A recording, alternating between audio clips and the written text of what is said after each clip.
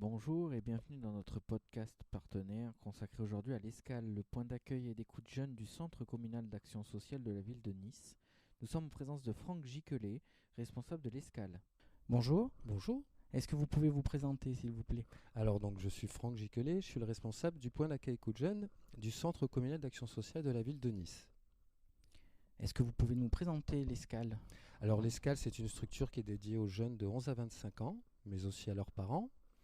Donc il y a une équipe pluridisciplinaire avec des travailleurs sociaux et une psychologue et on propose des accompagnements individuels, des accompagnements sociaux pour les jeunes qui sont en demande, quelles que soient leurs difficultés. D'accord. Est-ce que vous avez des accompagnements plus spécifiques en fonction des publics? Comment ça se passe? Qui vous oriente les jeunes? Est-ce que c'est eux qui font les démarches eux-mêmes? Alors il y a un petit peu de tout. Les jeunes peuvent nous connaître par le biais des réseaux sociaux ou d'Internet. Après, c'est beaucoup le bouche à oreille aussi qui fonctionne, puisque des jeunes qui sont satisfaits de l'accompagnement qu'on leur apporte en parlent à leurs amis.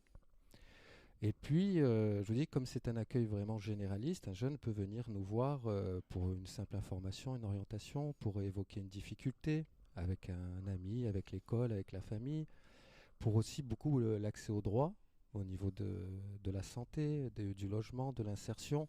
Donc on propose toute une palette d'accompagnement en fonction de la demande du jeune et des difficultés qu'il rencontre. D'accord. Est-ce qu'il y a des prises de rendez-vous qui doivent être faites ou... Alors on a 4 plages d'accueil sans rendez-vous dans la semaine, hein, qui sont les lundis après-midi, les mercredis après-midi, jeudi après-midi et vendredi matin. Mais en dehors de ces plages horaires sans rendez-vous, on peut bien sûr recevoir les jeunes sur rendez-vous. Voilà. Par contre, la psychologue, elle ne reçoit que sur rendez-vous. D'accord.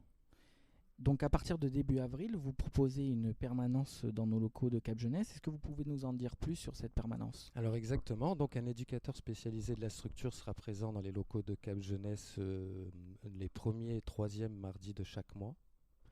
Donc pour pouvoir accueillir les jeunes qui sont en demande d'information, je vous dis d'orientation, d'un accompagnement dans les démarches aussi administratives qui des fois sont compliquées, hein.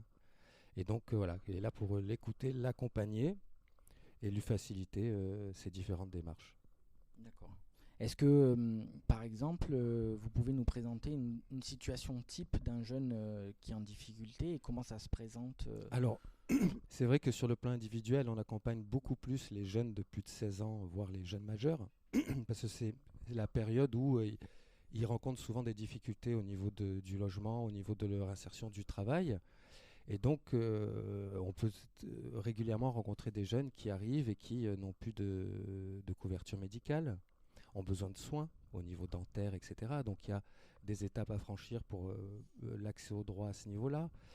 Pareil, au niveau de recherche de logement, peut-être l'accompagner, voir un petit peu les aides dont il peut bénéficier et l'accompagner dans toutes ces démarches jusqu'à la résolution de ses difficultés. D'accord.